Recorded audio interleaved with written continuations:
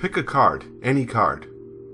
Maybe one that gives you the heebie-jeebies. Cards have been with us for over 2,000 years. We've gambled with them, let them tell us our future, and used them for magic tricks. They were even once condemned by the Catholic Church.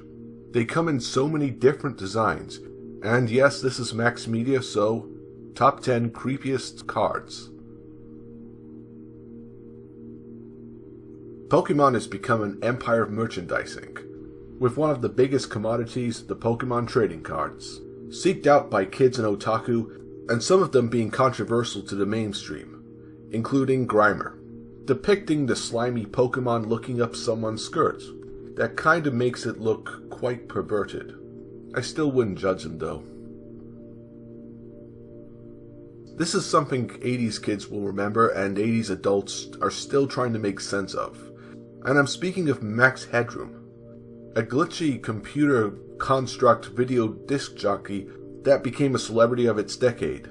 As weird as he was, he's better off in live action than being still as we see on this bubblegum card. Another thing that was very popular in the 80s was the Garbage Pail Kids, an infamous set of trading cards that weren't of any intellectual property. They were nothing more than a parody of the Cabbage Patch Kids. They still looked as grotesque as the dolls, but they were a lot more disgusting and vulgar. They even had a movie and television show. They've become a meme now, and sometimes they seem to take it a little too far. You know what I mean when you see Bony Tony. When I was making this video, I had never really heard of the Mod Squad. It was an American detective crime drama that ran through the 60s and 70s. I guess there wasn't enough of them, I suppose. And yes, it was popular enough to get its own trading cards.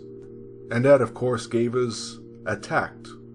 Showing one of the characters in a state of peril, it looks more like something a rapist would have in a portfolio than a kid would collect.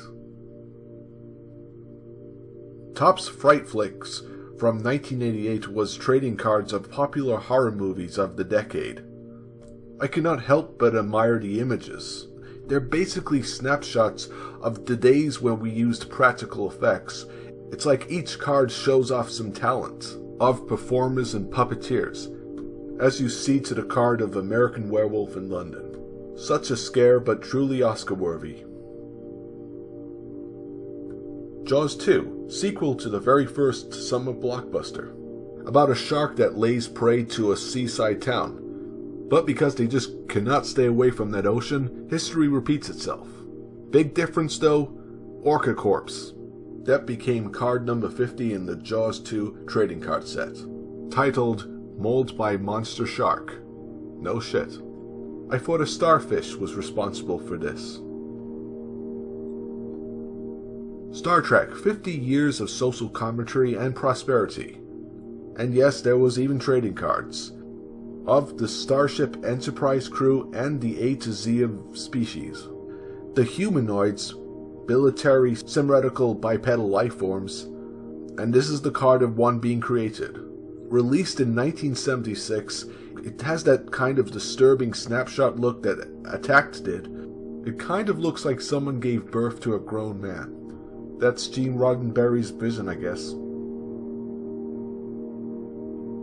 Just like Pokemon, Yu-Gi-Oh! Is known for its successful trading card game. But unlike Pokemon, the cards do relate to the real-life battles of the show. Cards of spells, traps, and yes, monsters. Badass monsters. And the monster you're looking at is Ill Blood. Type Zombie, level 6, and freaky as sin. It looks like a skinless head escaping from a prisoner who's escaped from a prison, which will probably want to make you escape your game. Magic the Gathering was the most popular trading card game of the 90s, and is still being played in tournaments. Whether you play this game or not, you're probably aware of the strikingly good artwork that goes into each card, ranging from the dark to enchanting elements of fantasy, and deranged with the artifact creature known as Creepy Doll, that gives the user the power, if lucky, to destroy an opponent's creature. Like most cards, you kind of want to know the backstory of what this thing is, or maybe you don't.